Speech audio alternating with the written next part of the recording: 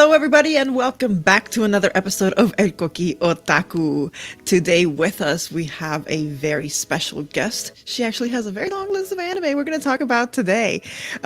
She voices Kana Arima in Oshi No Ko, Rui Tashibana in Domestic Girlfriend, Midari Ikishima in Kakegurui, and honestly, the list keeps on going, and we're going to keep talking about those tonight. So please give it up for Natalie Rial.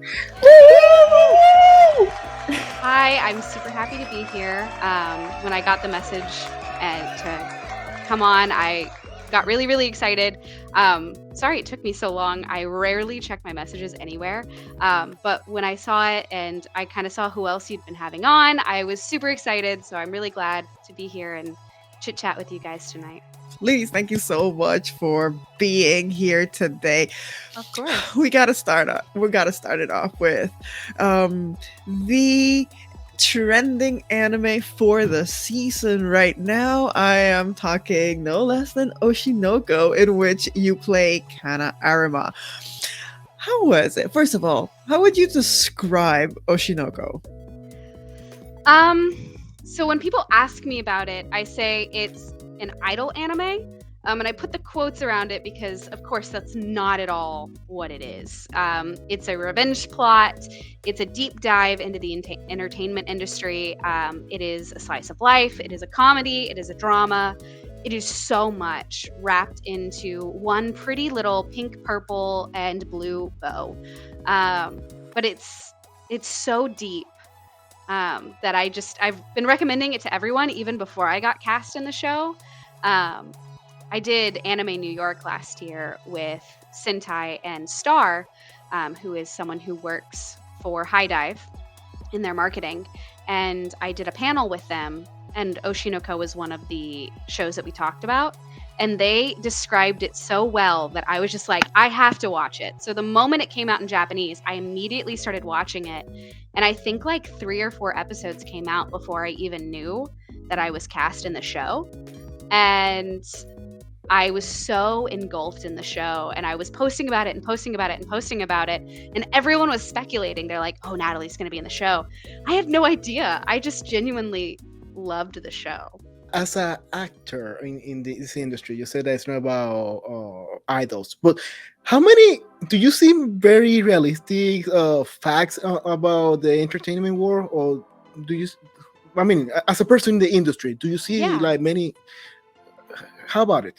So, the way that it touches on what it's like to be a part of the industry is so real. There's some really heavy topics on online bullying, on what it's like to be turned down for jobs, for roles, the struggle in trying to better yourself in order to be the best that you can in your field. And all of it is so on point. There's a few episodes that are really, really, really heavy that touch on trigger warning, that touch on suicide. And even my character, who is removed from that, talks about it as well, and talks about how she has thought of it, and things like that. And it's heavy, and it connects. Like, I relate to a lot of the things that Kana has felt, and the things that she's experienced. And I'm sure many people in the industry have felt the exact same way. And I know that a lot of moments in the show were inspired by real life events. So the whole arc with Akane and the online bullying is inspired by a real story of an actor in Japan who was online bullied so bad that she did commit suicide. And that's what that whole arc is based off of. So it all comes from truth, and it's really impactful. And I think they did a phenomenal job with the manga and with the anime and portraying that. And I think that the actors are doing an amazing job in both Japanese and what I've seen so far in English. It's such a beautiful thing that they've created on so many levels. And you have a big challenge with Kana Arima, because for Kana Arima, correct me if I'm wrong, you not only are doing the voice of Kana, you also did the voice of John Kana when she was a child, right? Yes. So I did both young Kana in episode 1, um, where she's, high pitched and kind of a little bratty, which was honestly really fun. There was a moment when I was recording with Shannon, when you first meet Kana, and she's being a little brat, and at the end she slams her purse into the RA, or just someone on set, and she goes, "Hold my bag," and that was, I didn't even mean to say it like that, but it came out in such a little snobby way, and Shannon was like, "That's it, we're keeping it. That's the best thing I've ever heard." Um, and it was just like, I got so into just being a little snotty brat. And it was, and I really, it's fun. And then going into her being an adult and, well, teenager, and growing as a person and being this really well-rounded individual, was really cool to see her grow and to kind of bring that to life. I mean, of course, she still has her bratty tendencies. She still has those moments where she's kind of a little bratty or a little sassy. And you get that little like flashback to her being a kid, especially with her and Ruby. And it's just fun to see her go full circle and to get to every now and then bring back that little like, I'm number one and you guys are all going to respect it. Like, it's just fun. With that said, how would you describe the role of Kana? Or the character, I should say. The character of Kana. How would you describe her? Kana is a very kind-hearted and genuine person. She went through a lot as a kid, being in the industry, being spoiled, and then losing everything. Becoming a has-been, being seen as, hard to work with. Watching her grow and become this individual that works really hard on being kind on set and easy to work with. She's just a very genuine person. She cares about the people around her and she wants to see them succeed. And I feel like she's other than Ruby, I feel like Kana's kind of the light of the show. Because of course you have Aqua, who is just grumpy and angry and only cares about revenge. And then, Akane's story is very heavy and sad. And even Memcho's is pretty sad too. Honestly, they're all sad. Everyone has a really sad story. But in light of all of that, Kana is persevering and trying to be that light for other people and trying to, help other people and make sure that the people around her succeed and are happy. And it's a really cool, 180 that she did, and getting to see that growth and stuff. I think she's an extremely well-rounded character. And I'm just so lucky that I got the chance to bring her to life in English. How did it feel like to voice her? Like, okay, so you were talking, let's put it this way. You talked about where just watching the anime and then finally, I'm actually in it. Wait, what happened? Yes. How has it felt? Because you talked about being the bratty young Kana. So how has it felt voicing her from a young age all the way to an adult, and then all the intricacies that have come from this character? It's been so surreal. When I found out I got the part, and this is something I'm sure you'll hear me say this more than once. I'm a very sentimental person, and I'm a big baby.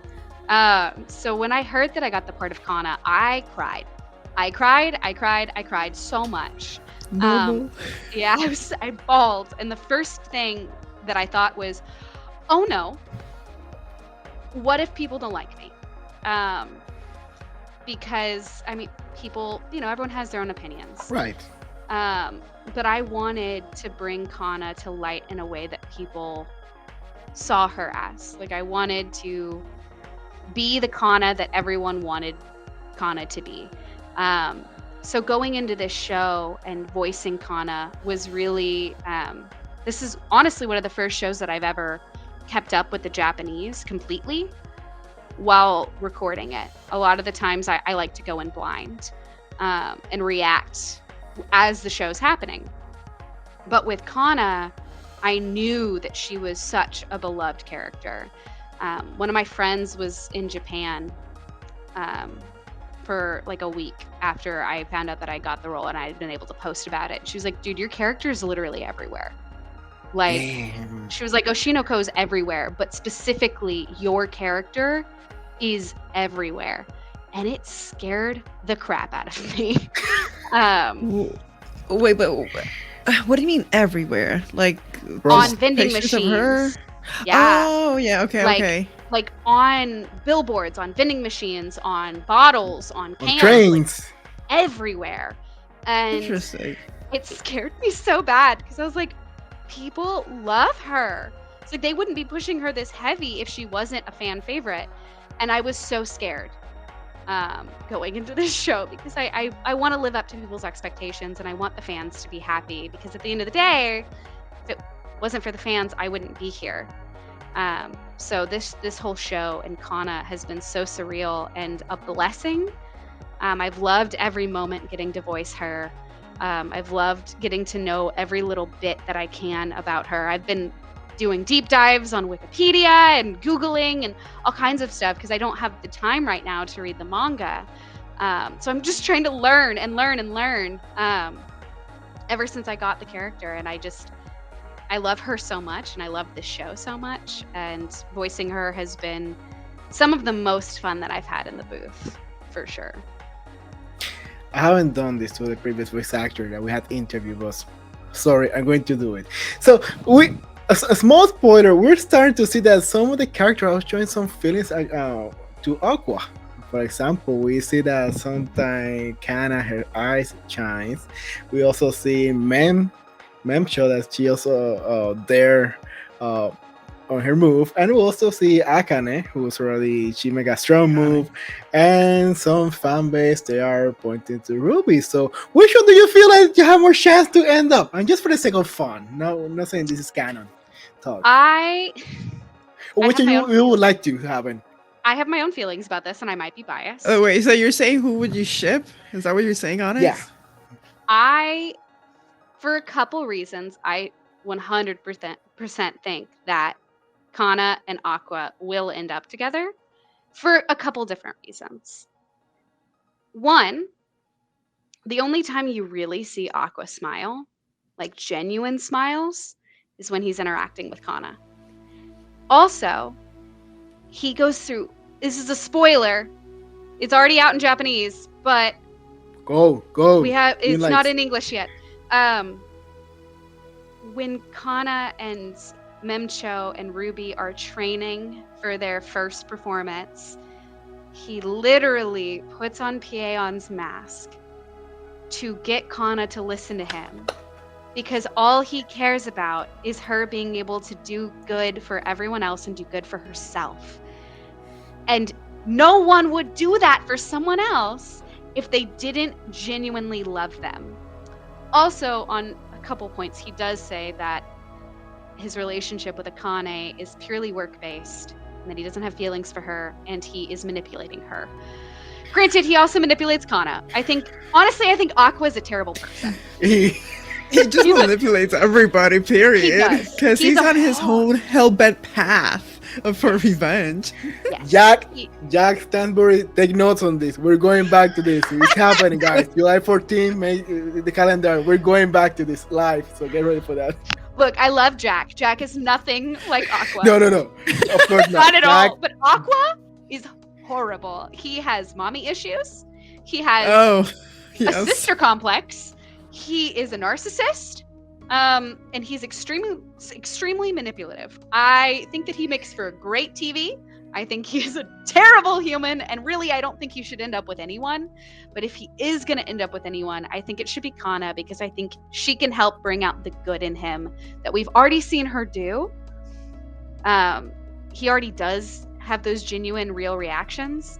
And in the very last episode of the season that just came out today, Ruby makes a comment about seeing the old Aqua in him before Ai dies, when he's around Kana. Interesting. Yes.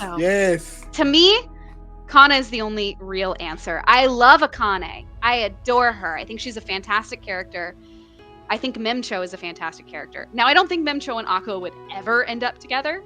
I don't think she's interested in him in any way, shape, or form. But I think that at the end of the day, the real and the only right answer is Kana. Please don't kill me, Akane fans. I love her. I promise you I love her. I think she's fantastic. Kristen's doing a great job. I just don't think she's right for Aqua. I think she's an enabler. That was an excellent justification, honestly. And to make it rain, also today, June 28th, they just announced that season 2 is coming. So get ready, guys. The drama is coming, and we cannot wait for it because who doesn't love good drama? Who doesn't love slice of life? Heck yeah, keep it coming. I'm so excited. All right, so now we're gonna transition to one of Onyx's favorite anime. And I'm pretty sure he's gonna ask you a lot of questions here. I'm down. I'm talking about one of Onyx's favorite character, Rui Tashibana in Domestic Girlfriend. So I'm gonna leave it to Onyx. I can see. I know one of my friends on the team. Every time I said domestic girlfriend, he always picture the piano man. Best opening song of all time. Yes, thank you. That was so my good. ringtone still. It's still my ringtone to this day. Yes, I mean, okay. Domestic girlfriend. For those who are fan of drama, which I see we are in family here. Domestic Girlfriend, one of those I would say underrated anime so far that people doesn't know how precious it is until they start watching it.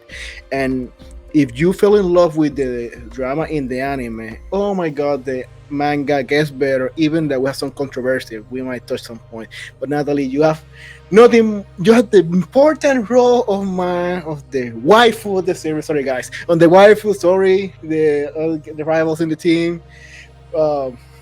Ruby, Team Ruby. Rui Tachibana. I screw over there. She is another character that I've just absolutely fell in love with.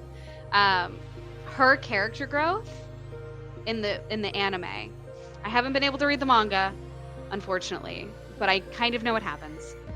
But in the anime, she has the biggest character growth I've seen in a long time. Watching her go from such a reclusive, closed off person who doesn't want to feel any kinds of emotion to seeing her make friends and learn to love and learn to care and seeing life for more than just black and white, I think was such a beautiful thing. Even with the controversy that people feel about the show, I feel like the actual characters in the show are so well written that alone should make you want to watch the show. And I get to you guys. And the opening too. And the opening. And the opening. The opening is gold. It's diamonds and gold, honestly.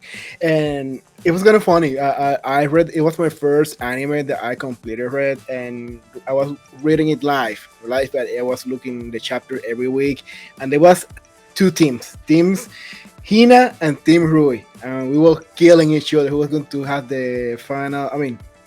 The end was a disaster in my opinion, but I respect artists, so I don't want to go into those details. I always respect, I'm a fair believer that artists have the final call and do whatever the hell they want to do with the series. Yeah. If they want to make a butterfly, all of them flying, is her will, and I always respect that. But I learned so much this series. It was so beautiful. Even that first season that HIDIVE owns the license to streaming in North America. It's the introduction to a very avalanche of beautiful stories. Even that there's a lot of memes in website. But what do you like most about Rui, Tachibana? That's really hard to say because there's so much to love about her as a character. I think I connect with her really well. I am neurospicy. I'm very neurospicy. So I also don't really, for a long time, I didn't really like people. It was very hard for me to talk to people. It was very hard for me to lay my emotions out. I built up a lot of walls for a really, really long time in my life. And literally just a few years before I recorded for Rui, I experienced literally all of these walls tumbling down and opening up and becoming a much more caring person.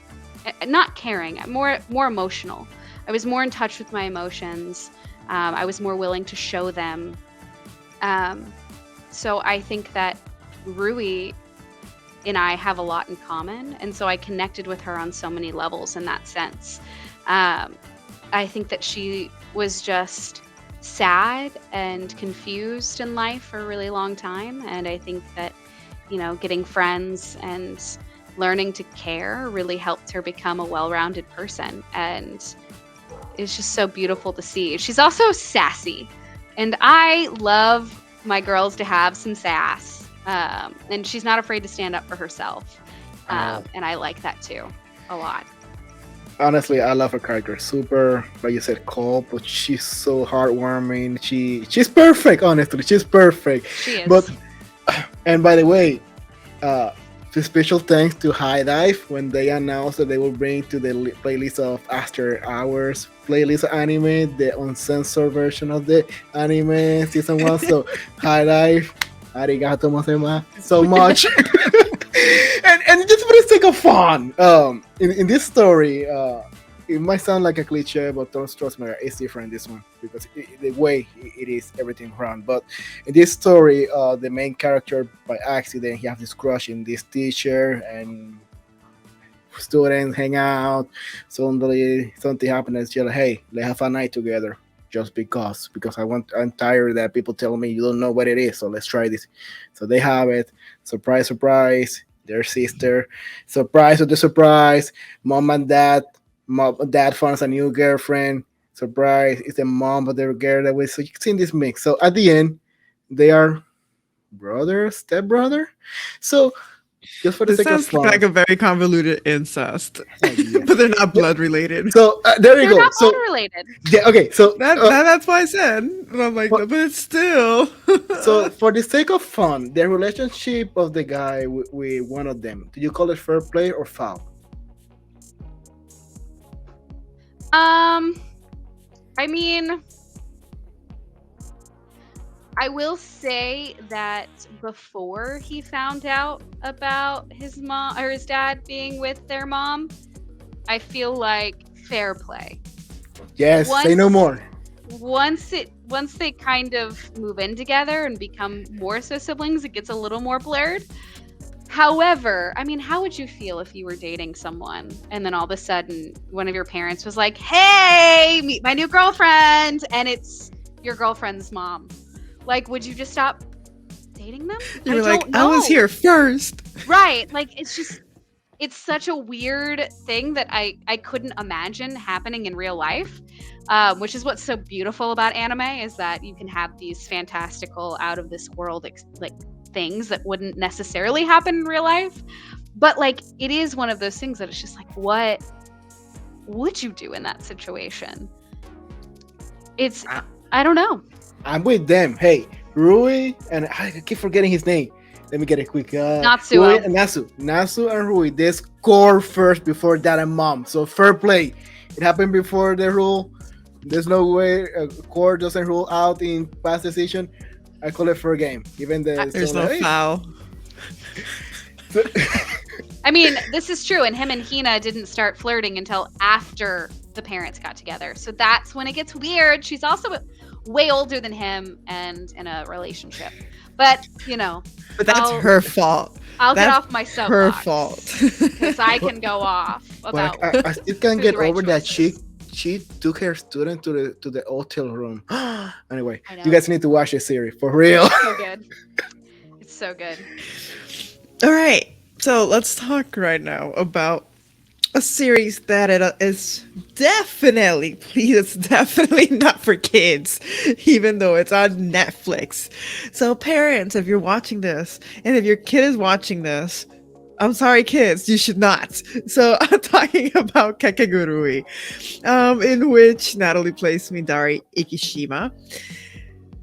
Oh my god, this character is all sorts of has a lot of screws loose.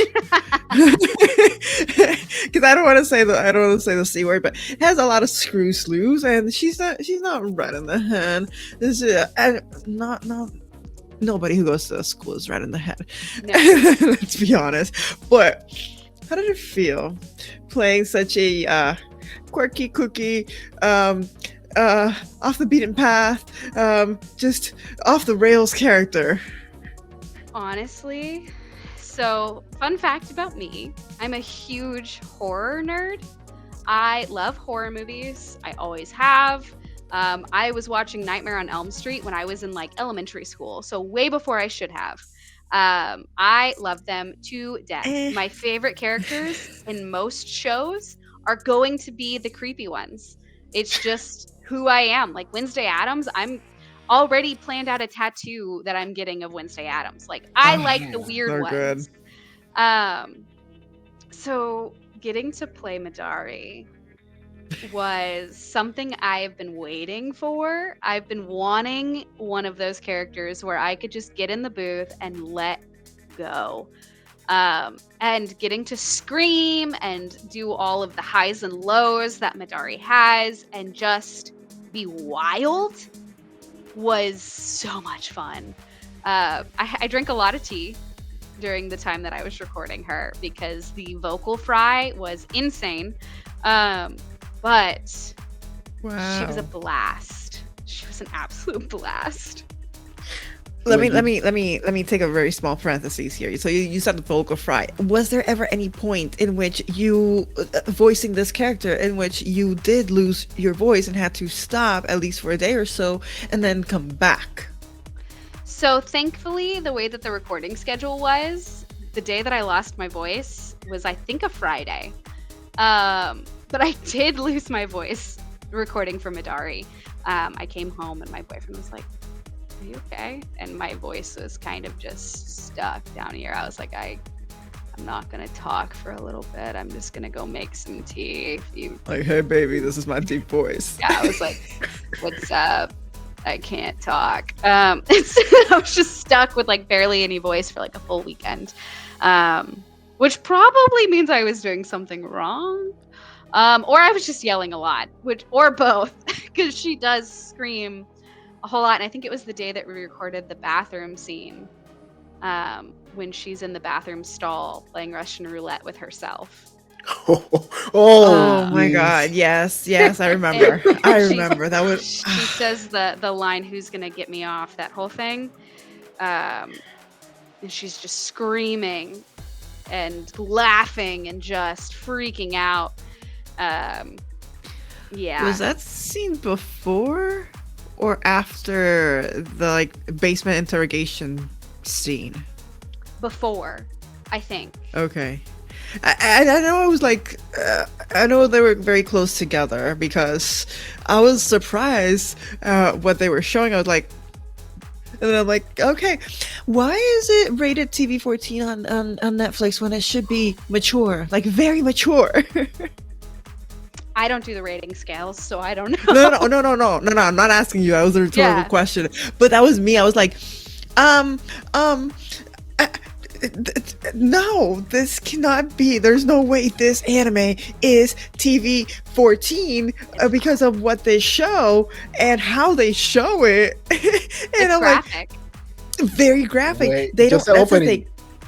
Yes, but that's the thing. They don't show like anything overtly sexual, and I mean like explicit, but like they have clothes on. That's what I'm saying. yeah, They have but- It's all clothes on. hinted. Well, Exactly, but then They show water pot and there's no pipe leaking anywhere. So I know what the water is. but also the moment where she's in the bathroom playing Russian roulette with herself, we know she's doing more than just playing Russian roulette. Like it's because we're adults and we know she's doing more, but they don't. That's the thing. They don't show anything explicit. well, you don't see her other hand.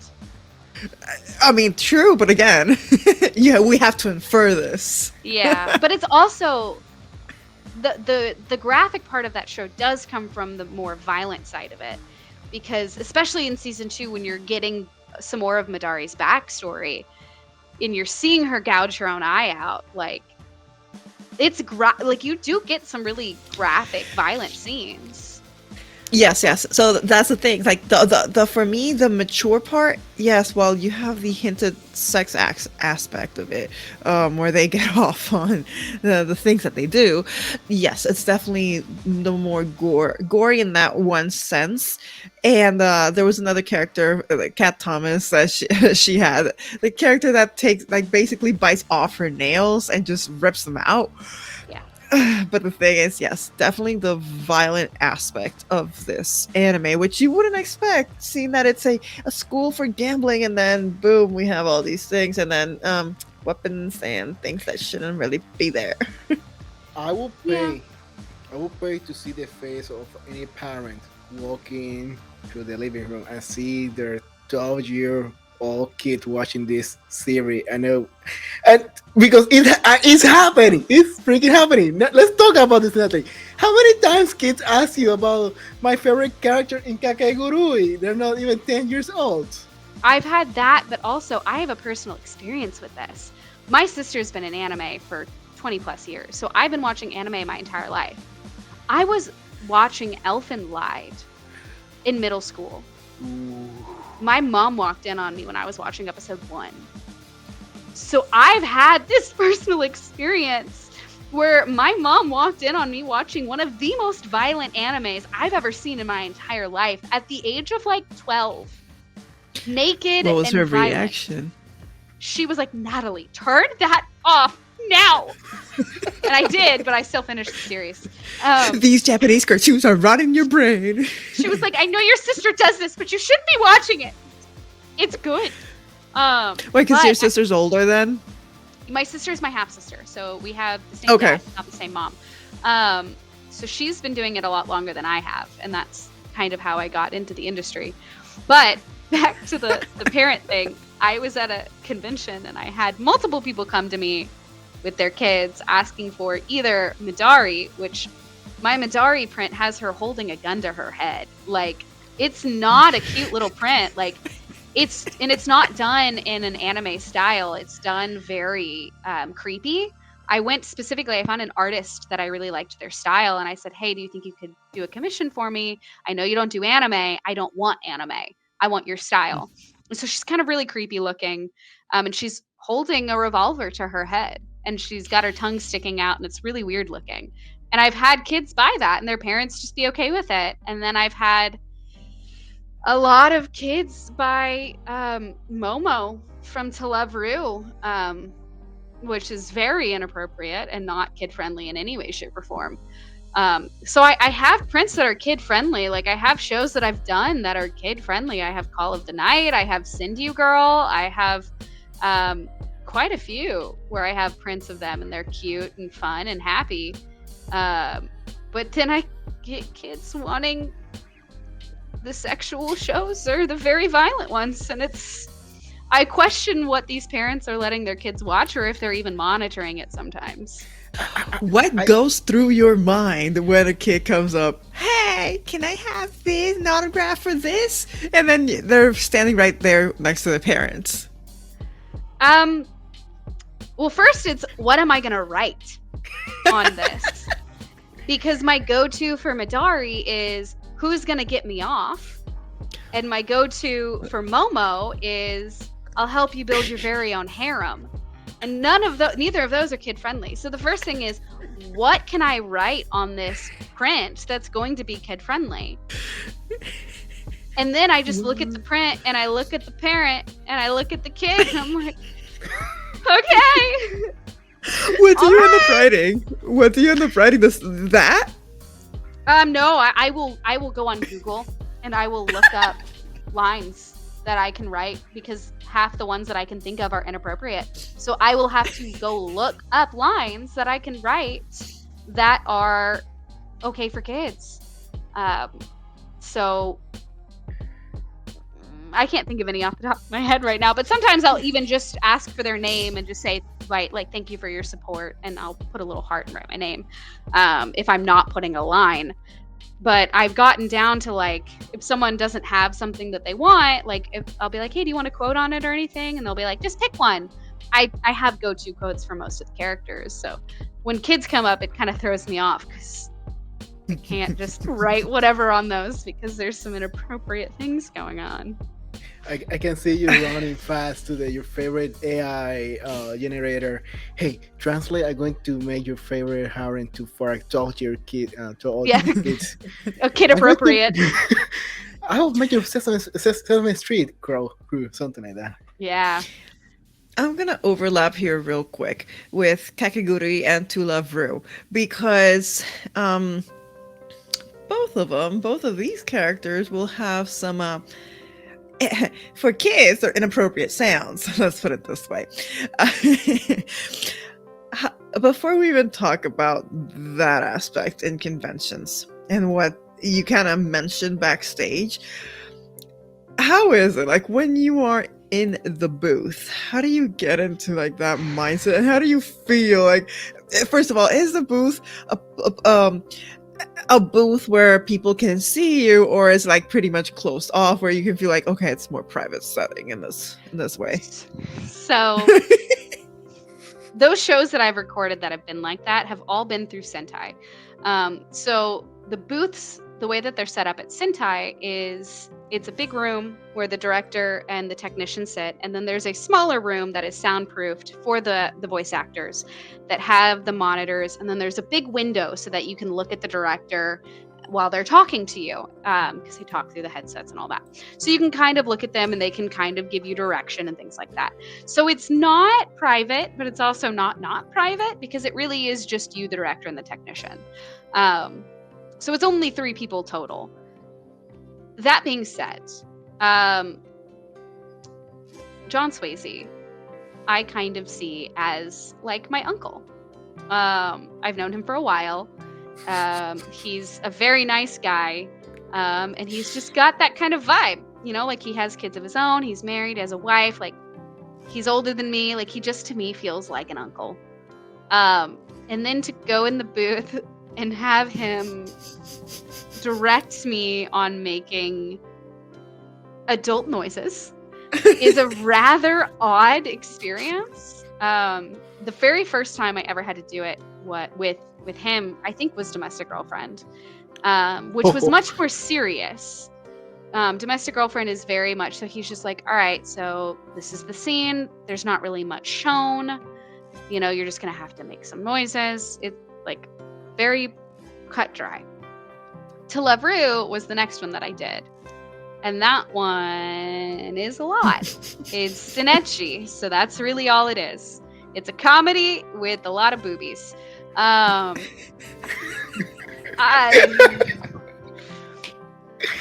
popsicles. So having to lovingly eat a popsicle with someone I imagine as my uncle right next to me was rather interesting, to say the least. I think Midari was honestly the easiest one to do because hers are less overtly sexual and more just borderline psychotic. Honestly, like her noises aren't like soft moans. They're more guttural screams. So it was a little easier and a little less, like, I felt less connected to that while doing those noises. Wait, you don't have to answer this if you don't want to. You mentioned popsicles. Yep. Eating, like you're actually eating popsicles in the booth to try to make the noises? No, I wish.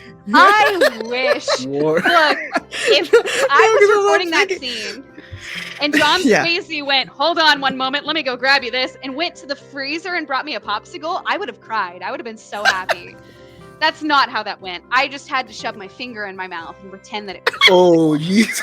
That's where we're going. So, because Because when we started interviewing this podcast, we started interviewing Spanish voice actors, and they would post things on Facebook, for example, like, oh, this is it's just memes, not and nothing explicit or anything, but it was like, this is how we do a kissing scene, like as a voice actor, and it's just like their hand or something, and I'm like, how is it? So you just mentioned the fingers. Apart from, oh my god, apart from like, who, first of all, who thought of this, and second of all, how does it like? How did it ever feel like the first time you were like, so this is how we do it. This is how it's gonna sound, or something like this. Practice. So I think every actor takes that kind of stuff differently. So I think everyone does it a little different. I don't think everyone has the same techniques for like talking with food in your mouth or things like that. Like I will kind of put my finger on the side of my mouth to sound like my mouth is full. Whereas other people will kind of Oh, bite that's the so side of their cool. cheek or things like that. Like everyone does things a little bit differently. So it was odd the first time I did something like that.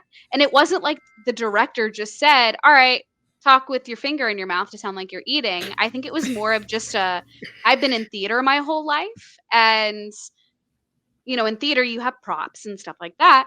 Well, in a booth, with nothing around you, you don't really have props. It's just you and the microphone and a TV that has the anime and the script. So my brain went, how do I make myself sound like I'm eating something when I don't have anything in my mouth? Oh, I just shove my finger on the side of my mouth and make it one side of my mouth full. So I think it was more just instinctual. And it was odd when I did it. Like I don't remember who I did it with the first time, but I think they were like, what are you doing? And I was like, do I sound like I have food in my mouth? And they were like, yeah. And I was like, cool, I'll just keep doing that. I would That's love so to see the face of the interesting. people in the hallway. What the heck? And I'll be like here, like, yeah, that's the face I want to see from you guys. Yep. And I mean, I was laughing here because 15 minutes ago, Kira said when we started talking about Kakegurui, like another series that's not for kids, and I'm like, have we ever speak about one of the anime series that's for not for kids today? Because I feel like everything is mature so far. Oh, that is true. Yes, that is true. However, these, okay, let me put it this way. Usually parents will be like, oh, it's on Netflix, you can watch it, no problem. So I'm like, no, that's why I'm saying it's not for kids, because Oshi No Ko, we have to go to another platform. Same thing for Domestic Girlfriend, but Kakegurui, because most of the people have Netflix, it's just such easy access. That's what I'm referring to. And I'm sure this happened the same, like Natalie mentioned. This happened the same for my team on the podcast. It happened to us so often in person and internet. People are like, "Hey, my kid is watching this anime series." We're like, "Dude, that fill the box. That check the box for child service department." No, that's not for Yes. kids. Watch out what you guys are showing to them. Yes. Talking about weird stuff and still mature. What about the fan base? Because sometimes we have some legends in the fan base that I don't know. It's hard to imagine that some fan base are away, way beyond when they have interesting requests to the voice actor, like, "Hey, can you make this sexy character doing these noises?" Or how? What about any experience with that? So I really just started doing conventions this year. So I've had only a few. I've had some fans that have come up to me to talk to me about To Love Rue or Domestic Girlfriend, and they will ask me some very intimate questions about the show, or if I would do anything like that. I have someone who will ask me, how do you get a domestic girlfriend? I've had fans show me lewd art of my characters or tag me in lewd art of my characters that aren't lewd characters, or that are. And, Oh my god. I understand to an extent that these are their favorite characters and that, they watch the show all the time, and maybe they don't, I'm voicing them, so they don't realize that what they're saying or asking could be inappropriate. Inappropriate. Yeah, pretty inappropriate. But I've definitely gotten some inappropriate No, conversations. I mean, let's be fair. The question about how do I get a domestic girlfriend is a fair question. Only that you're doing the question to the wrong person, the wrong place. Bro. I'm not good with women, so I'm not the best person to ask. Oh, I was gonna say something. I totally forgot. But oh my god, like, so I'm surprised how, like, when you go to these conventions, you hear a certain stereotype, and you're like, no, that doesn't really happen, and then until you actually witness it, and you're like, guys, please, let's have some common decency. You are an actor, you're a professional. You're just lending your voice to a character. You're not the character. Like, you're not. Again, you're lending the voice. That's not who you are in real life. So, like, there's a disconnect there.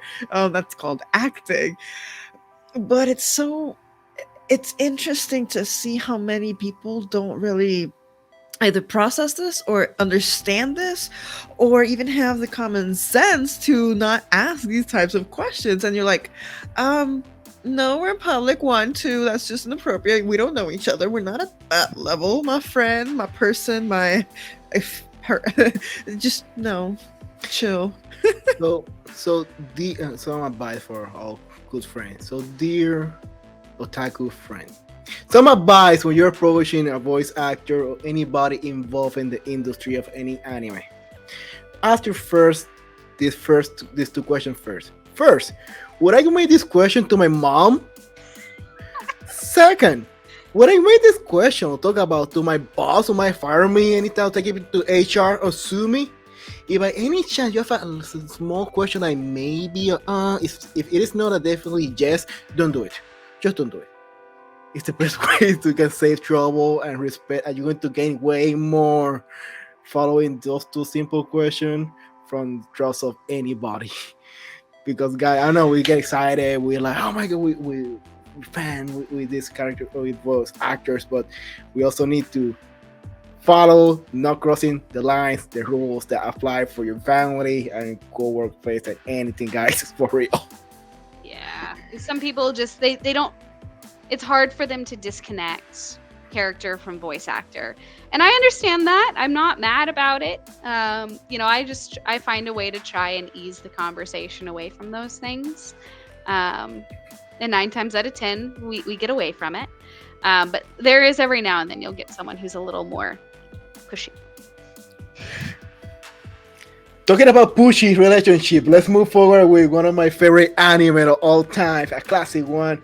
We're talking about Golden Time, a classic one from the anime. Those who are very fond of genre of slice of life, and you have the character Oshi. So tell me about it, this lovely series. So Golden Time is a really, really cute series. It's really sweet. I really enjoy it. My friend Christina Kelly is the lead in that show, and she did a fantastic job.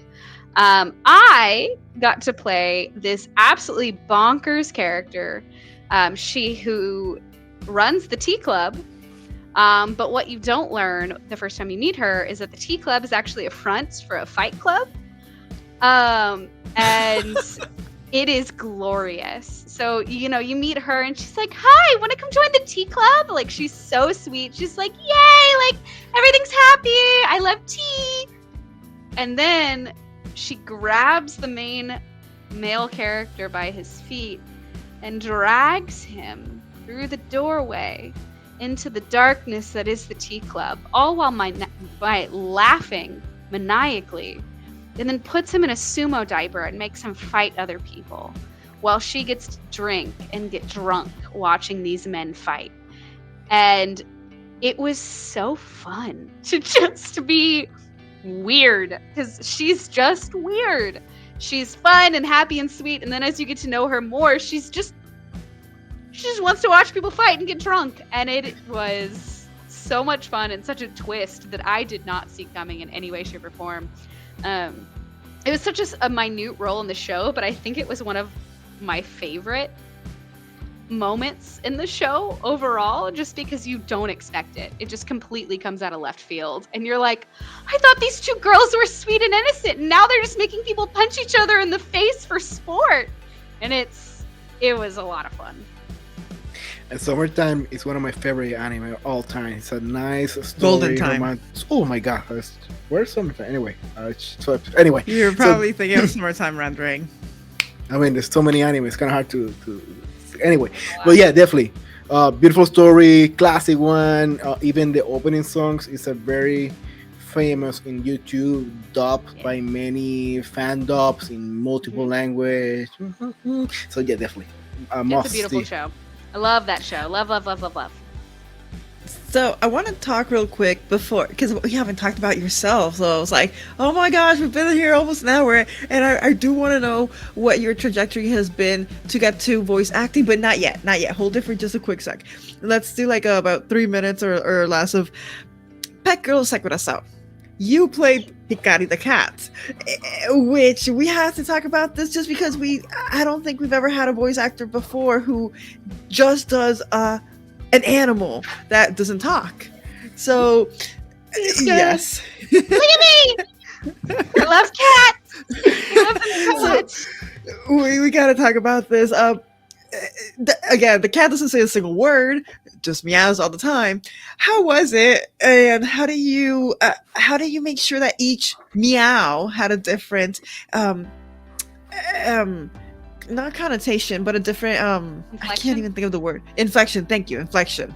So that one was really fun because it was once again with John Swayze, and he would just go, okay, now you're mad, but a cat. And I would, okay.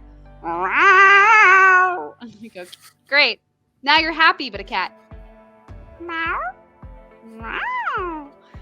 Now you're scared, but a cat. Like, it was just, he would just tell me kind of what the cat was feeling.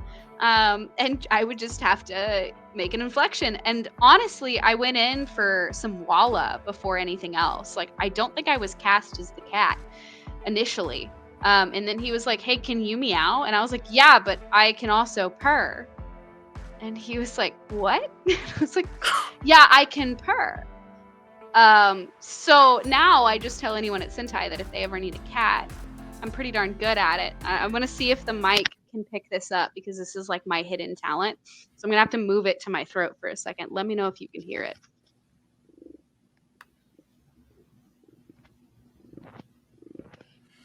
Can you hear that? So, ladies and gentlemen, we have Natalie Rial, the cat of Sentai films. So that's one of them. I can also do a pretty good guinea pig, I think. I don't know how I do it. I don't know. How do you even discover you have this talent? I figured both of them out as a child, as a small child, and they've just been something that I could do my entire life, and I don't know how to explain it.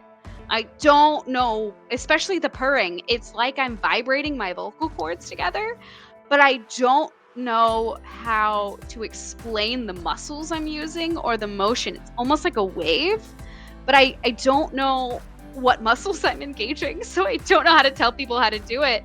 It's just some random thing I discovered when I was little, and now I'm just like, hey, if anyone ever needs a cat, I got you, because I can do it. That purrs. Literally like purrs. Legit cat. And heads up, I'm in shock. The cat is one of the most important characters in this series. Without the cat, will not be any story happening, because it's the first episode. Technically, our main character Sorata, kinda, he got expelled from his dorm because he saw this poor cat in the street. He wanted to rescue, and the rules of the dorm say, hey, no pets at all, you're going to be out, so you have to choose one. Kick the cat to the streets or you're out of the dorm. And he couldn't find the bravery to kick out the cat to the streets, so he like, all right, so kick me out. And he was sent to this crazy dorm, the Sakurasou dorm, and damn, I love that series so much. It's good. It's so good. And getting to just meow for an hour and a half, 2 hours in the booth was so much fun. Like, It's not every day that you just get to go in there and make animal noises. Normally, it's if you're doing something that's like a quick session. Normally, it's walla where you're just talking in the background, and you can only say so much. Like going in there and doing walla, like I feel like I'm saying the same thing over and over again because I've created these little walla scripts in my brain. So it's you go in, it's fun to be in the booth, it's fun to talk to people, but very rarely do you get to go in and then just be like, meow. Just keep meowing. It's so like much fun. you come in, there's no script. We're just gonna give you prompts. It was, and so on the script, it literally just said the time codes and meow. That was all it said. So it's just so that I knew when to meow, and that was it. But it didn't tell me how long I needed to meow for or what kind of meow it was. It was all up to John to just be like, this is the emotion the cat's feeling. Go for it. You know what? I honestly now want to rewatch this anime with like a newfound view or lens on it, and just be like, let's see what Natalie did here. What was Natalie thinking as a cat today? Yes. I can imagine every time Natalie meow in the recording booth, everybody in the background, MVP, MVP. It was fun. I also got to recently for another show that I did. I got to be a frog. Once again with John Swayze. John likes to cast me as some weird things, and I love him for it. But I was a frog for one show. I can't really tell you what show it is, but I was a frog for that for a while, so that one was fun. So stay tuned, guys. We're going to meet a new character in the game soon. But for real, it's a lovely series. So many stories going on from season 1, season 2. By the way, if you can remember any moment in the series that really catch you, like what was the moment that you most loved from the whole series? If you can remember anything. That show is so long ago that I don't remember much of it. It's on my list for a rewatch, for sure. So it's kind of hard for me to like pinpoint because I don't remember that much of it. But when I do a rewatch, I can definitely let you know. Yeah. So two things I really love about this series. First, when we see the character trying to go from school to real life, trying to chase a dream that they start failing, like real life. There wasn't a step A, say, B straightforward. They fail, they frustrate, they almost trip up. And the second part, when Mashiro starts realizing that she has feeling from a cold princess, she starts feeling something like what's going on, and because it's something new to her, those two moments are so overwhelming that Kara, we can watch it again that series. I'm more than happy to watch again that series. It's a good one. All right. So, Natalie, before we wrap things up, because I mean, honestly, we can just keep talking about your entire list because it's a lot and it's fun and it's like such good anime and they're such great characters because they're just hilarious, or very out there. How did you come to the entire industry for voice acting? Like, what was your path in life? When at one point did you say, oh, let's do voice acting, or I want to pursue this? So I grew up watching my sister do voice acting, and she would give me her DVDs or Blu-rays from the shows that she's done. So I always admired her and looked up to her for that. And I grew up in theater. I've been on stage since I could walk. I always loved it. It was always something that I wanted to pursue. And then I was in high school still. I was a senior in high school. I was 17. And my sister was recording with Sentai for a show called Girls und Panzer. Yes. And it's a full female cast, and there's like over 100 characters. And so they were like, hey, Monica, we don't have enough voice actors for this. Do you know anyone? And she went, my sister? And then they called me, and that was the first show I ever did. I play a character called Nekonya, which literally translates to cat meow. She's quirky and cutesy and an oddball, and I love her to death. And I was 17, so my mom had to pull me out of school and come with me to the studio and sign an agreement because I was not 18 yet.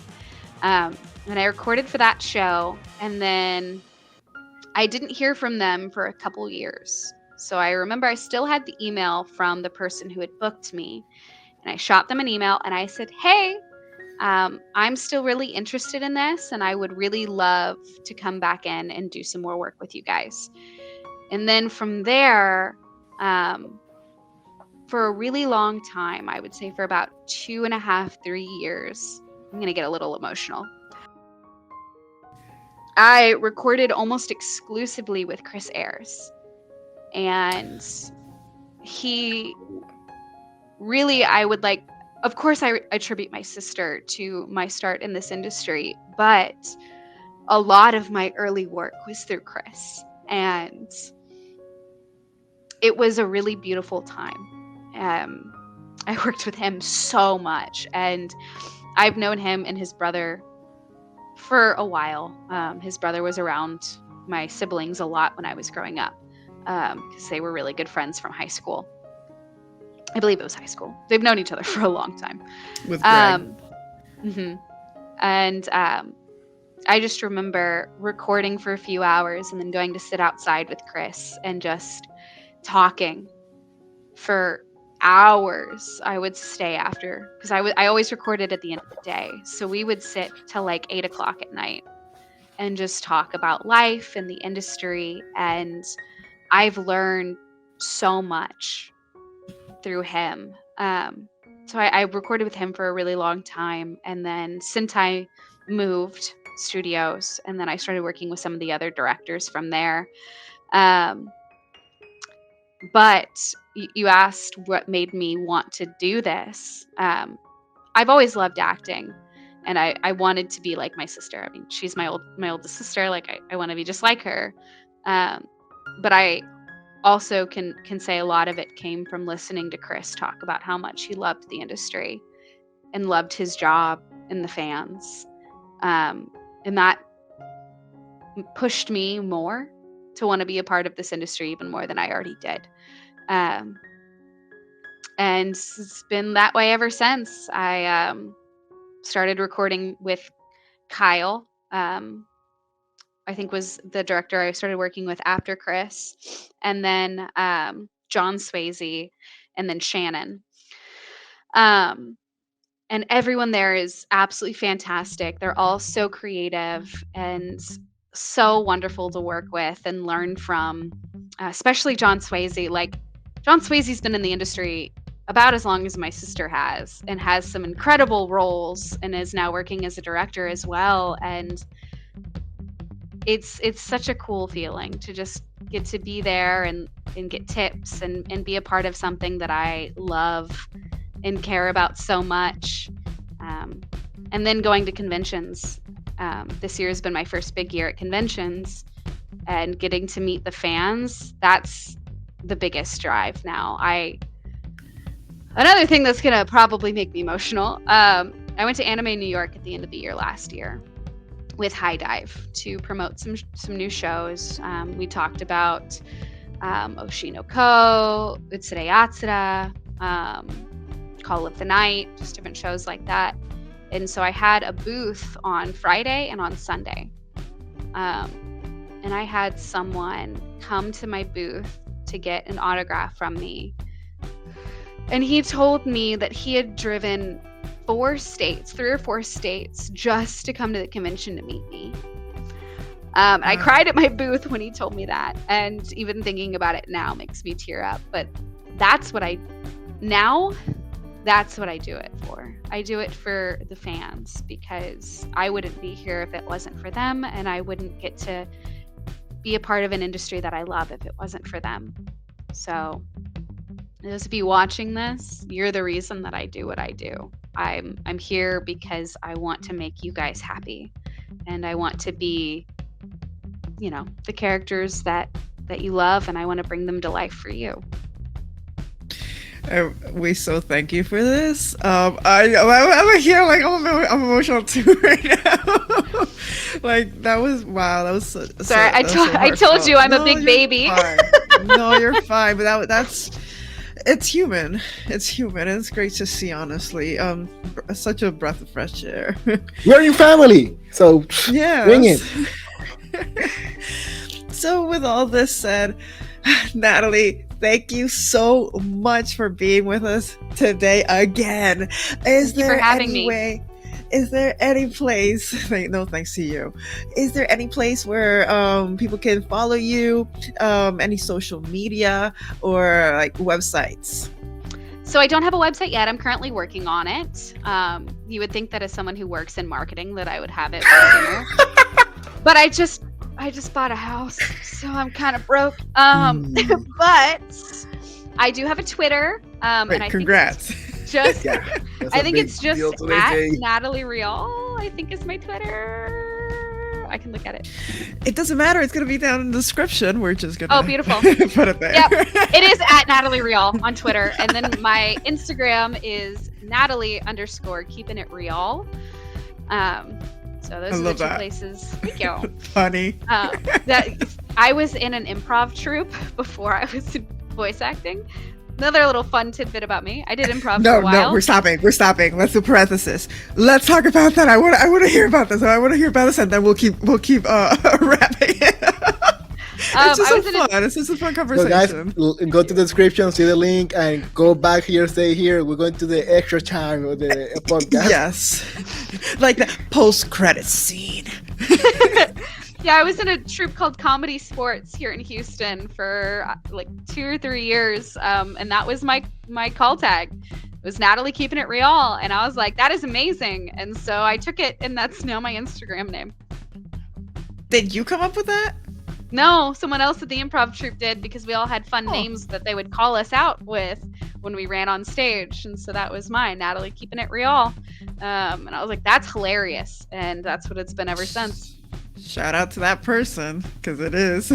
I wish I remembered who it was so I could give them a real shout out. They'll probably remember. If I posted in the group, if I was like, hey guys, who gave me my name? I'm sure someone would remember.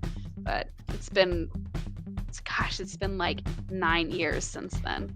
So hey, probably longer. Now that we're already in the overtime, and I know it's already late and we're getting hungry. Let's talk a little bit quick about Food War on the one with the project, because post credit scene continues. Yes. That show is a blast. I wanted to be in it for so long, since I was dubbing it for so long before I finally got to be a part of it. And I didn't. I was like, just put me as anyone. I just want to be in it. But I got cast as Karage, which is one of the judges for one of the competitions, one of the many competitions in the show. And the verbiage in that show, it's so flowery and pretty. And it's so funny because people think of the show and they're like, oh, it's just people orgasming when they eat food. And I'm like, no, it's more than that. It's literally like all of these dishes are real dishes. You can go make any of the dishes from the show. And the verbiage is so beautiful and flowery, and like I feel like I learned stuff while I was recording for it. Yes. Go ahead. For Alex. those bilingual and also Spanish speaker, go to our playlist on the Spanish episode. There's an episode with a chef from Puerto Rico that he opened a ramen shop and he's getting very famous. He studied chemistry. So we spoke about food war, and he was like, guys, what they show in the anime series is no joke. It's real science. Everything is real. And he was like, they're all real recipes. You can Google them and make them, and they're all real. Every single one. I learned the from techniques them. that they show and everything. Yes, like it's all real. Yes. Like you're watching and you're like, oh, this is how you do it. And then when you actually practice, it's like, oh, it works so much better. Something so simple that really hit me. Still, I feel like it's traumatizing me because in one episode they're like, "Oh, it's kind of salty. What happened here? Did you throw the specific amount?" And when oh no, it's because you threw the order of the spice where you show. And I'm like, hold it. I thought it was just like a link. Just put everything in the pot and you have a perfect dish. But they're saying no, you have to go this level first. Define spices, then and watch out with the temperature. And I'm here like. Even salt is that complicated? And it's true. Everything is true here. mind-blowing. Science. It's crazy. Favorite plate from the whole series. That you said, oh, I love it that moment. Oh, It's got to that's a be the very hard fried question. rice. No, it's got to be the fried rice that my character judges, because in that scene she eats someone else's food first, and she's like, I don't want to take it out of my mouth. Like, I don't want another flavor to replace this flavor. It's the best thing I've ever eaten. And then they force feed her the fried rice, and it is the best dish she's ever had. And it's like a combination of 5 different countries that he combined into this fried rice, and it looks so good and it sounds so good. I just want to eat the entire plate, and I'm a sucker for a good fried rice. It's Yes, question for you. Because this happened to me when I first put Food Wars. I made the mistake of watching it while hungry. That was 1. 2, I could not stop salivating like there was no tomorrow. I was like, oh my God, what is going on here? And then Onyx is like, do you want to eat? I'm like, yes, I want to eat. I need to eat. It's how they describe it. I'm not talking about food gasms, but I mean like how they like you said, the vocabulary, the very flowery verbiage, and then how they animated it, and you're just like, oh my God, what is this? It looks so good. Were you ever in the booth and you were like, I gotta learn how to actually eat something before coming in to record? Yeah, I'm really surprised that they didn't pick up my stomach growling while I was in the booth, because I think I came in late in the day for that. And I was hungry. I'm almost always hungry. This is terrible. I work and then go into the studio, so a lot of the times I don't have time to eat. So I go to the studio hungry a lot, and I just pick up food on the way home. But You're that was just definitely one of torturing those. yourself at that point. I know, but like, I have to be careful because I'm lactose intolerant. So like, if I eat the wrong thing before I go in the booth, then I have different tummy rumblies. So I have to be smart. So I would rather just have light tummy rumbles from me being hungry rather than my stomach being upset and screaming at me because I ate dairy before I went into the booth. And I always eat dairy because lactose intolerance is fake. I know. It doesn't exist. Just get some lactase. I know that now. I know that now. I now have a box of 60 in my purse, so that I don't popping them like candy. Yes. Well, I can't not eat cheese. I gotta eat. Fair, cheese. I get you. We cannot deprive our human existence of such delicacy. Cheese is the best. I can just eat a block of cheese and I would be happy. So the only thing that I've replaced has been milk. I drink oat milk now, but everything else, like sour cream, I'm sorry, I need sour cream. Until you have ice cream or milkshakes, and then I forget about the oat milk. Let's go with the original milk. This is true. I have the new Java chip ice cream that Bluebell just came out with is sitting in my freezer right now. And I'm looking forward to it. But by the way, guys, Food War is a great show to put up the volume. If your neighbors judge you before, put the volume up. They're going to judge you so great because there's no way to understand what's going on inside those walls. No. Oh my God, it's melting in my mouth. Oh, I don't want to take it out from my mouth. And you're here like, so good. You're like, well, that sounds like they're talking about food, but also not at all. What's going on? A fun show. What are they doing next door? All right, and with all of that said, all right, so guys, please, again, down in the description, Natalie's links are gonna be present, so please check those out. She just said it, and again, we're gonna close the post-credit scene now. And as always for us, please give us a little subscribe, like, and share on YouTube, Twitter, Facebook, TikTok, every single platform that there is in social media. And as always, thank you so much, and we'll see you in the next episode. Onyx, your sayonara, go! Sayonara!